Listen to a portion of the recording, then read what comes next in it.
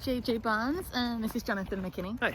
And you are watching Writing, Talking and Dog Walking.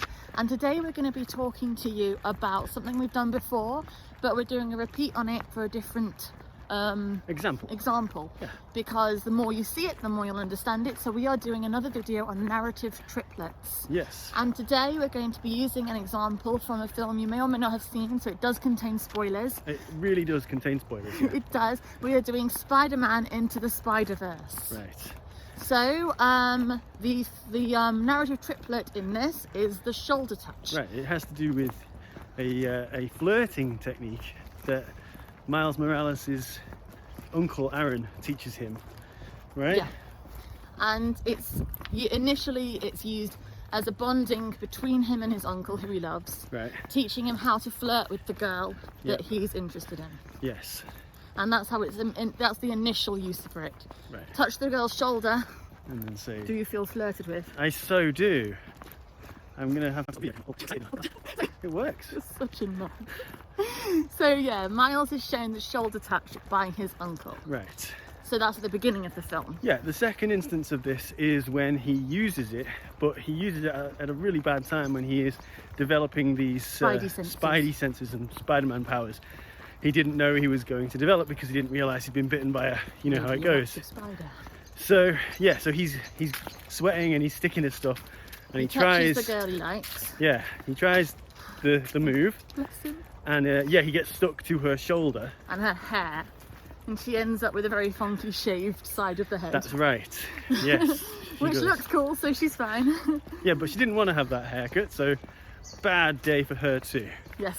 So that's your second instance. Now this is a really good example of the narrative triplet because that would have been sufficient use of the shoulder touch. It's story relevant in both cases, because the first case is bonding with the uncle that he loves. Yep. The second case is showing his development of the powers that he's got. Yeah. So between the first and second instance, of course, he gets bitten by a spider. The spider is radioactive, and it shows what he's going through and what he's experiencing with the development of those powers. So in and of itself, those moments work really well for showing that character. Right. So before we get to the third instance, the culmination of this narrative triplet, we've got to talk one moment about how his uncle Aaron is killed by the evil kingpin, the bad guy in the movie, the Kingpin, who is trying to get his dead family back or something.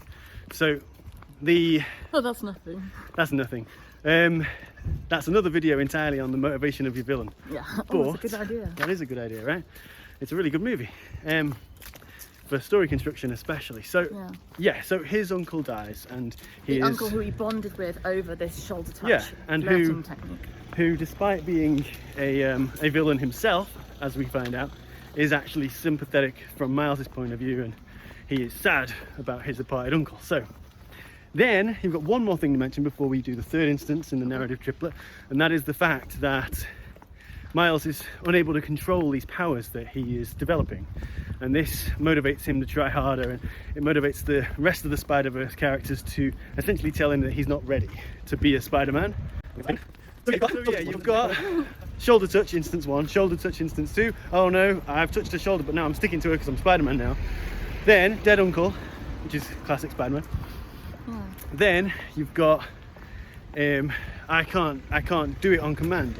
So yeah, we really need to explain one more thing, which is one of the Spider-Man powers that he develops in this film, which is not something Spider-Man usually has, is this kind of electrical charge power where he can zap you and send you flying, right?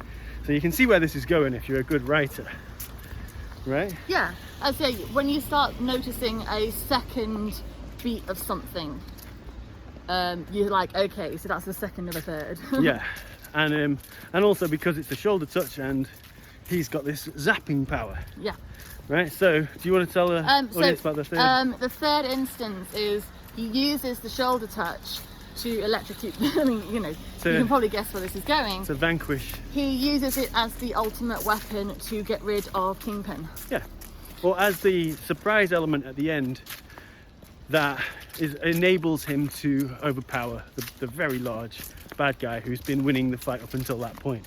So it's a really satisfying end because you've seen where he learned the move. Yep. You know, you see where it originated. You see him use it unsuccessfully. Yep. In an attempt to flirt as it was originally taught to him. Yeah. You see the development of that relationship, both with his powers and with the uncle who died, who he has a complex but deep ultimately, connection to. Yeah. And then you see him implement it in a different way, but successfully. Yes.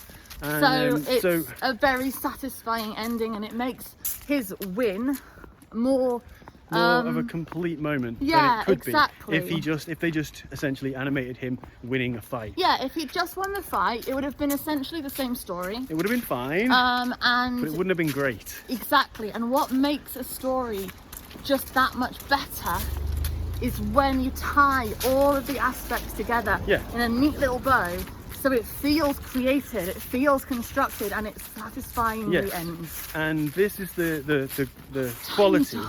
Tiny dog. This is the quality of this particular use of this technique, is that the third instance is satisfying because, for one thing, we've experienced the shoulder touch already. Exactly. But for another reason, it's so incredibly personal for Miles that he's using the technique that his dead uncle taught him to defeat the villain who killed his uncle. So when you want to do your narrative triplet, you want to make it in the first, second and third act, escalating each time, being story relevant each time, and ending in a final satisfaction bow.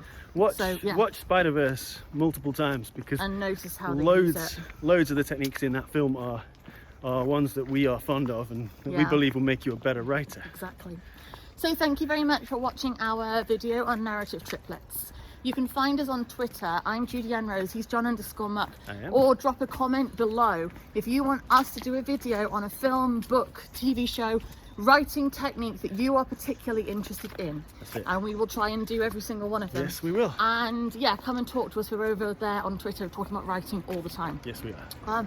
If you go to www.sirenstories.co.uk, you can find links to all our books, our podcast about Lost. Yep.